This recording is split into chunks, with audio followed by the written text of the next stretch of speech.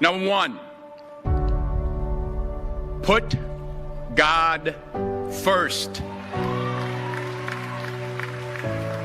Put God first in everything you do. Everything that you think you see in me, everything that I've accomplished, everything that you think I have, and I have a few things, everything that I have is by the grace of God. Understand that. It's a gift. 40 years ago, March 27th, 1975, it was 40 years ago, just this past March, I was flunking out of college. I had a 1.7 grade point average. I hope none of you can relate. I had a 1.7 grade point average. I was sitting in my mother's beauty shop. They still call it beauty shops now? What they call it now? Yeah, I was sitting in the beauty parlor. I was sitting in my mother's beauty parlor, and I'm looking in the mirror, and I see behind me this woman under the dryer. And every time she looked up, every time I looked up, she was looking at me, just looking me in the eye. And I didn't know who she was, and I said, she said, somebody give me a pen, give me a pencil, I have a prophecy. March 27, 1975, she said, boy, you are going to travel the world and speak to millions of people. Now, mind you, I was flunked out of college. I'm thinking about joining the army. I didn't know what I was going to do, and she's telling me I'm going to travel the world and speak to millions of people. Well, I have traveled the world, and I have spoke to millions of people. But that's not the most important thing, the success that I had. The most important thing is that what she taught me and what she told me that day has stayed with me since. I've been protected. I've been directed. I've been corrected. I've kept God in my life, and it's kept me humble. I didn't always stick with him, but he always stuck with me. So stick with him in everything you do. If you think you want to do what you think I've done, then do what I've done and stick with God. Number two, fail big. That's right. Fail big. Today's the beginning of the rest of your life, and it can be very frightening. It's a new world out there. It's a mean world out there, and you only live once. So do what you feel passionate about. Take chances professionally.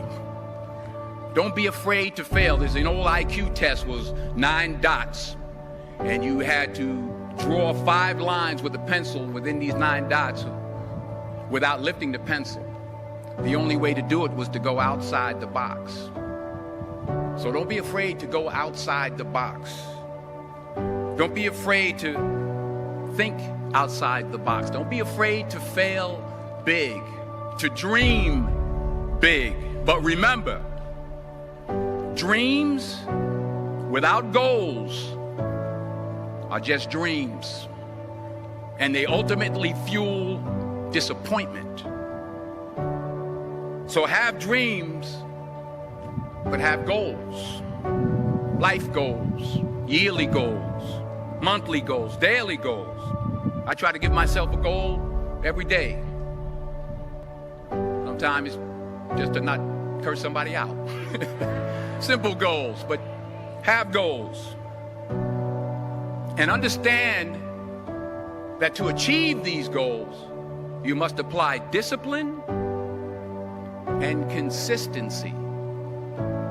In order to achieve your goals, you must apply discipline, which you've already done, and consistency every day, not just on Tuesday and miss a few days.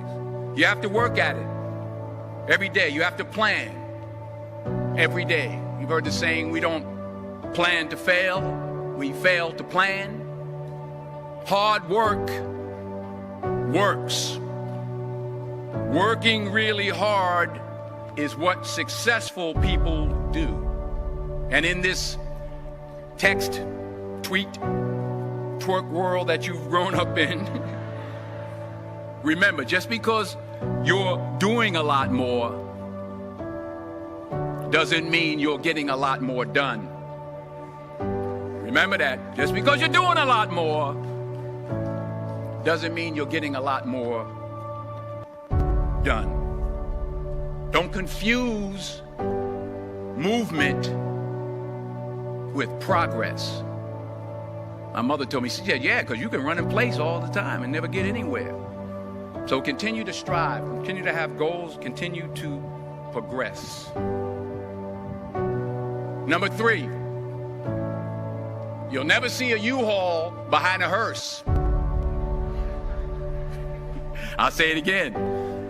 You'll never see a U-Haul behind a hearse. I don't care how much money you make, you can't take it with you.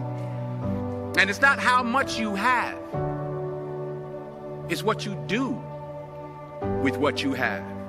We all have different talents. Some of you will be doctors, some lawyers, some scientists, some educators, some nurses, some teachers. Yeah, okay. Some preachers. The most selfish thing you can do in this world is help someone else. Why is it selfish? Because the gratification, the goodness that comes to you, the good feeling that I get from helping others, nothing's better than that. Not jewelry, not big house I have, not the cars, but it's the joy. That's where the joy is, in helping others. That's where the success is. Finally, I pray that you put your slippers way under the bed tonight, so that when you wake up in the morning, you have to get on your knees to reach them. And while you're down there, say thank you for grace. Thank you for mercy. Thank you for understanding. Thank you for wisdom. Thank you for parents. Thank you for love. Thank you for kindness. Thank you for humility. Thank you for peace. Thank you for prosperity. Say thank you in advance for what's already yours. That's how I live my life. That's why I am, one of the reasons why I am today. Say thank you in advance for what is already yours. True desire in the heart for anything good is God's proof to you, sent beforehand to indicate that it's yours already. I'll say it again. True desire in the heart, that itch that you have, whatever it is you want to do, that thing that you want to do to help others and to grow and to make money, that desire, that itch, that's God's proof to you, sent beforehand already to indicate that it's yours. And anything you want good, you can have. So claim it. Work hard to get it. When you get it, reach back. Pull someone else up. Each one, teach one. Don't just aspire to make a living. Aspire to make a difference.